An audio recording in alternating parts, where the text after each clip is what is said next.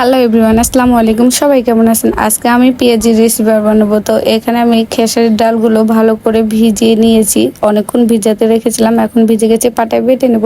তো চলে আসছি আমি পাটায় বাটতে। তো খুব ভালো করে বেটে নেব। এখানে আমি 2 রকম ডাল ব্যবহার করছি, তো সেগুলো কমপ্লিট পেশা।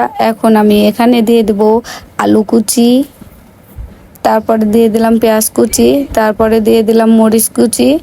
এখন আমি দিয়ে দেব পরিমাণ মতন হলুদ, লবণ, মরিচের গুঁড়া, আরও দিয়ে দিলাম আদা বাটা, তার সাথে দিয়ে দিলাম বেসন অথবা ময়দা একটু ব্যবহার করতে পারেন। তো সবগুলো দেওয়া শেষে আমি মাখিয়ে নিলাম। এখন আমি পেঁয়াজি গরম তেলের মধ্যে দিয়ে দিলাম। তো এক এক করে আমি সব পেঁয়াজি দিয়ে দিচ্ছি আর মচমচে করে ভেজে নিব। তো একবার আমার লাল লাল করে ভাজা হয়ে গেছে, আরেকবার উল্টিয়ে দিয়ে এখন আমার গোটাটা কমপ্লিট। আমি এখন তুলে নিব। তো কি দারুণ হয়েছে দেখতে, কি লোভনীয়, খেতেও তেমনই লাগবে, দেখে তো বোঝা যাচ্ছে। তো এখন আমি পরিবেশন করছি।